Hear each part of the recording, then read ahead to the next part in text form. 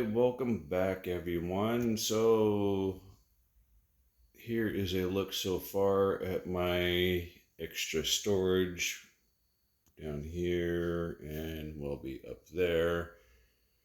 I'm thinking I might put some small side shelves on the sides right here and right here for like spray paint, caulking, things of that nature, because up there's even though I'm 6'2", it's going to be a bit of a reach to reach things in and out of the shelves up there. But so that might be more like for a long-term storage, maybe like scrap wood.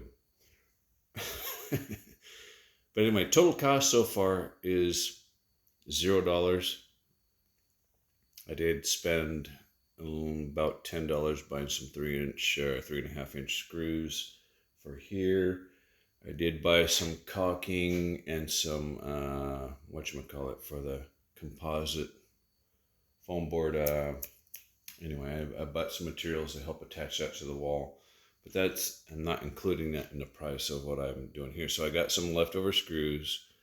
I'm about half full on my bottle of glue, so I might need to buy me another bottle of glue. And what does a bottle of glue cost? I don't know, $7 roughly speaking here in Texas.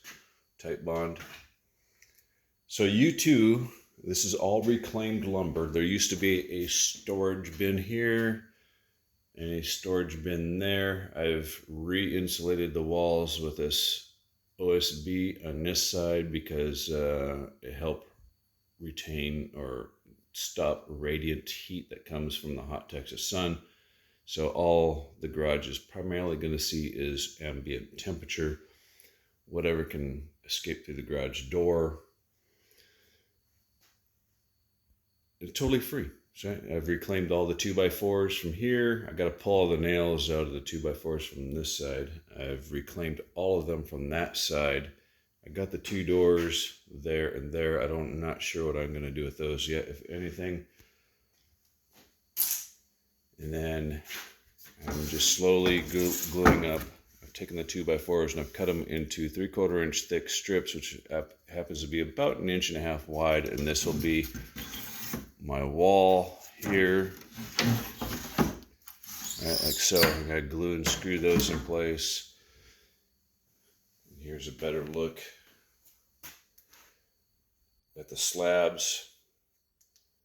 Again, these are old 2x4s that there's a micro house manufacturer a few miles. It's actually more than a few miles. It's about 20 miles away from me.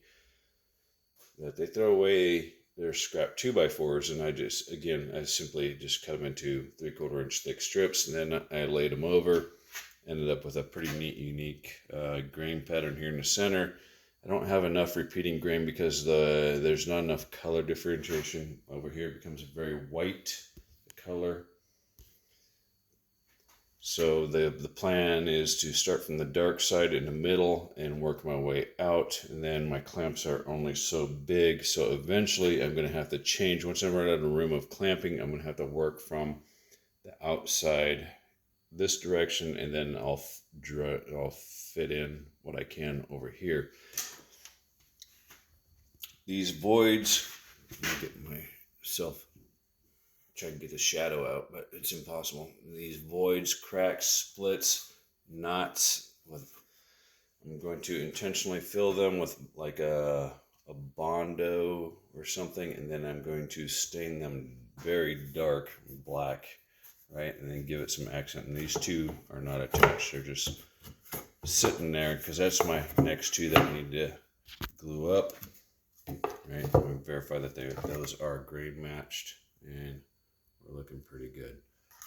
Right, so those are my next two to fit in there, and then they get numbered, right, to make my life easier. If you want to try and do something similar, personally, I like the natural colors, the browns and the golden blondes. I like the natural colors, and then it will fade into a almost white, but pine over time naturally turns kind of an amber / yellow color.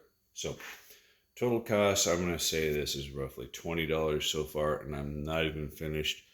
And this is a very good upgrade that could If you're to have somebody build this for you, it could cost you a couple $1,000s easily.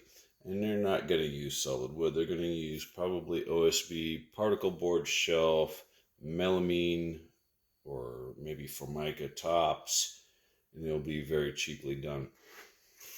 Some of you may be wondering, well, are you going to put drawers in here and doors?